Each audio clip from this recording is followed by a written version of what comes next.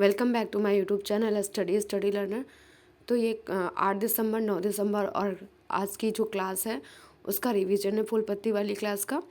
और इसमें राइटिंग है थोड़ा आज गड़बड़ है, क्लियर नहीं दिख रहा है क्योंकि थोड़ा जल्दी में क्लास कराई गई है ये। तो आज के लिए सॉरी, बट कल से प्रॉपर क्लास आपको मिलेगी और लल्लन टॉप भी उसमें होंगे। तो पहला क्वेश्चन है, रिसेंटली यूनेस्को ने वर्ष 2023 में किसे अमूर्त सांस्कृतिक विरासत घोषित किया है? तो यूनेस्को ने गरबा नृत्य है जो कि गुजरात का है, उसको अमूर्त सांस्कृतिक विरासत में घोषित किया है। किसने? यूनेस्को ने। यूनेस्को के हेडक्वार्टर कहाँ पे है? पेरिस में है।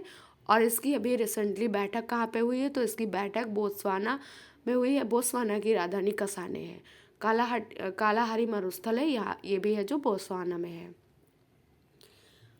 भारत में 15 अमूर्त धरोहर हैं। 15वीं कौन सी हो गई? गरबा। पहले 14 थी, अभी 15वीं गरबा हो गई है। 14 नंबर की दुर्गा पूजा जो कि पश्चिम बंगाल की थी, वो 14 नंबर की थी। मूर्त विश्व धरोहर में कितने हैं भारत के? तो 42 हैं, जिसमें 34 सांस्कृतिक हैं, 7 प्राकृतिक हैं, एक मिक्स है। मिक्स वाली कौन सी? कंचनजंगा सिक्किम है। 42वां होयसल मंदिर कर्नाटक का है और 41वां शांति निकेतन पश्चिम बंगाल का है। क्वेश्चन नंबर सेकेंड है, QS world university sustainability ranking 24 में पहला स्थान किसे मिला है? तो टोरंटो विश्वविद्यालय यूएस को मिला है और ये है जो पर्यावरण शिक्षा में फोकस करता है। भारत में नंबर 1 पे कौन है? तो भारत में दिल्ली विश्वविद्यालय इसमें पहली रैंक पे है। एशिया में दिल्ली विश्वविद्यालय 30 नंबर पे है और विश्व में 220वीं रैंक है दिल्ली यूनिवर्सिटी की। क्वेश्चन नंबर थर्ड है, हाल ही में इंटरपोल की 91वीं महासभा कहाँ हुई है? तो वियना ऑस्ट्रिया में हुई है और ये वियना है जो डैन्यूब नदी के किनारे है, ये भी याद रखिएगा। इंटरपोल को कहते हैं इंटरनेशनल पुलिस। स्थापना 1923 में हुई थी, 7 सितंबर को स्थापना दिवस मनाते हैं। भारत इसका सदस्य 1949 में बना था। 2023 में शताब्दी वर्ष मनाया गया इसका। हेडक्वार्टर इंटरपोल का लियोन फ्रांस है और 90वां देश है इसका न्यू दिल्ली हो जाएगा। 90वीं बैठक है इसकी न्यू दिल्ली में हुई है। क्वेश्चन नंबर 4 है, टाइम मैगजीन ने पर्सन ऑफ द ईयर 2023 किसे नामित किया है? तो टेलर स्विफ्ट इनको नामित किया गया है, यूएसए की मेगा पॉप स्टार है। कला क्षेत्र की पहली व्यक्ति। एथलीट ऑफ द ईयर किसे किया गया? तो लियोनेल मेसी को। इनको 8th बैलन ड'ओर अवार्ड भी मिला है। क्वेश्चन नंबर 5 है, दुनिया की 100 सबसे शक्तिशाली महिलाओं की सूची में शामिल भारत की 4 महिलाओं में शीर्ष स्थान किसे मिला है? तो निर्मला सीतारमण को है जो 32वां स्थान है वर्ल्ड में। रोशनी नडार हैं जो सीएल कंपनी है, इनको 60वां स्थान मिला है। शोभा मंडल सेल की मालिक हैं, इनको मिला है। किरण मजूमदार को बायकॉट कंपनी है, इनको मिला है चौथे नंबर पर। पहला कौन है? तो उर्सुला वॉन डेर, ये पहले नंबर पर हैं। प्रथम अंतर्राष्ट्रीय हरित हाइड्रोजन सम्मेलन का उद्घाटन न्यू दिल्ली में हुआ। 6वां युवा महिला राष्ट्रीय मुक्केबाजी चैंपियनशिप हरियाणा ने जीती है। भारतीय सेना किस देश के साथ मिलकर साल्वेक्स अभ्यास का आयोजन किया है? तो यूएसए के साथ किया है।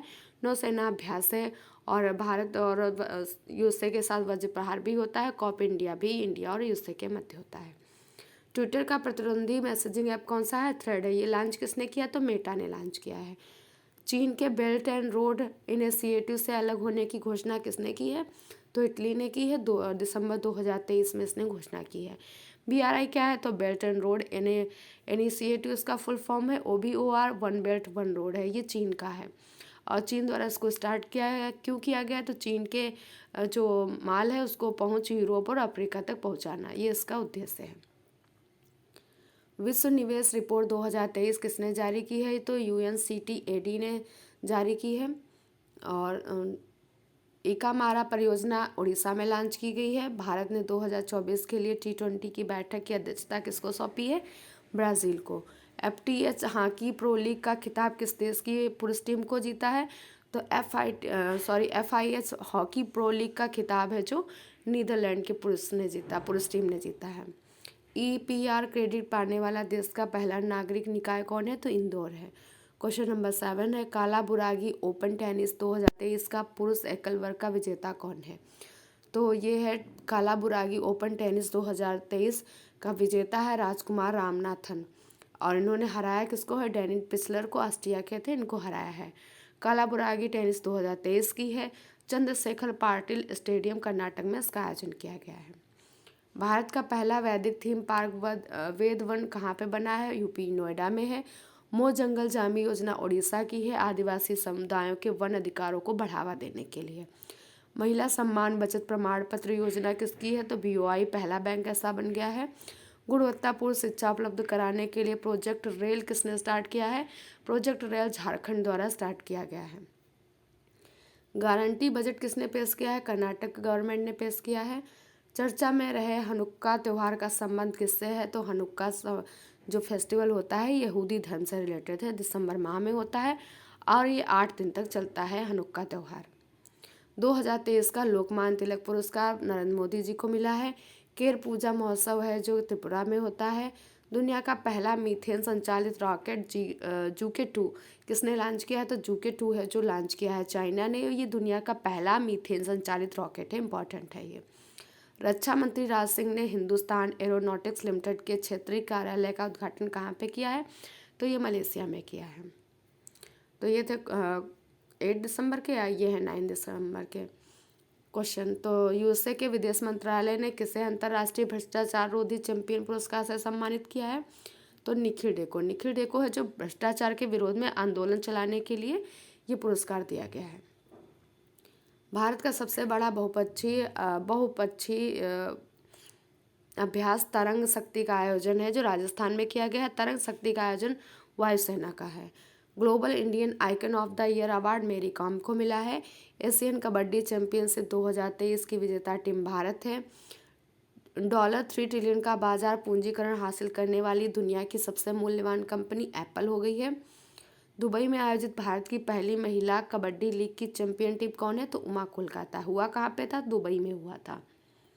क्वेश्चन सेकंड है, यूनिसेफ और भारत सरकार ने कहाँ ग्रीन राइजिंग पहल प्रारंभ की है? तो यूनिसेफ और भारत सरकार ने, और ग्रीन राइजिंग पहल स्टार्ट की है यूएई में। और ग्रीन राइजिंग पहल स्टार्ट किया गया है COP28 का आयोजन है जो कि यूएई में हो रहा है, वहीं पे किया गया है। यूनिसेफ इसका संयुक्त राष्ट्र बाल कोष कहते हैं इसको। हेडक्वार्टर न्यूयॉर्क का, स्थापना 1946 में हुई थी। भारत की पहली पुलिस ड्रोन यूनिट कहाँ पे लॉन्च की गई है? चेन्नई में। सीबीआई के विशेष निदेशक के पद पर नियुक्त किया गया है अजय भटनागर को। विशेष वाला पूछेगा तो अजय भटनागर को, निदेशक पूछेगा तब प्रवीण सूद करिएगा। पारंपरिक मिट्टी महोत्सव चिकन कालो का आयोजन गोवा में किया गया है।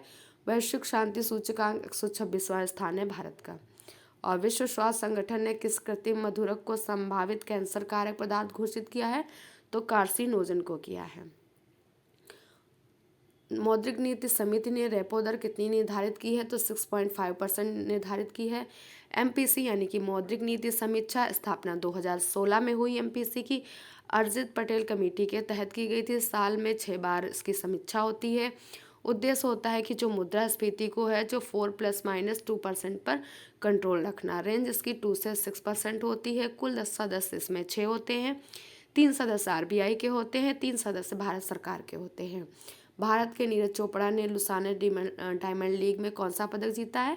तो इन्होंने गोल्ड मेडल जीता था।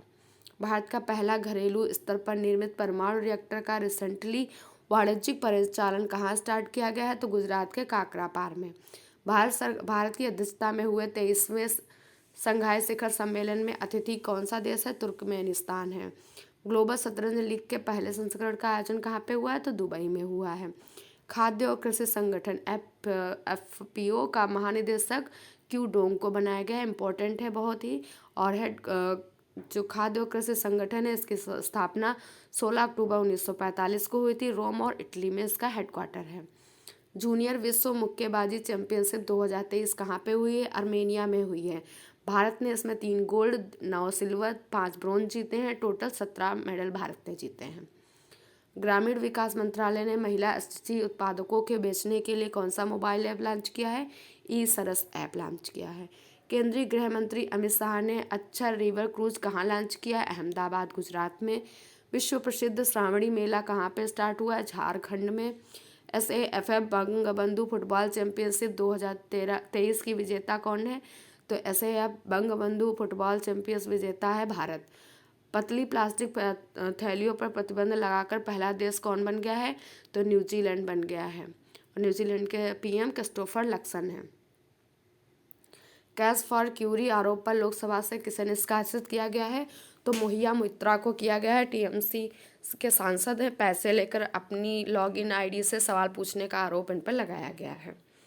अखिल भारतीय फुटबॉल महासंघ ने किसे एआईएफएफ पुरुष फुटबॉलर ऑफ द ईयर से सम्मानित किया है? तो लालिया नाजुला झांगटे को किया है और फीमेल में मनीषा कल्याण को किया है। रूसी दिग्गज ऑयल कंपनी रॉसनेफ्ट के निदेशक मंडल में शामिल होने वाले पहले भारतीय, तो जीके सतीश हो जाएंगे। अंतर्राष्ट्रीय नागरिक उड्डयन दिवस 2023 कब मनाया गया है? 7 दिसंबर को। सशस्त्र सेना झंडा दिवस 7 दिसंबर को ही मनाया जाता है।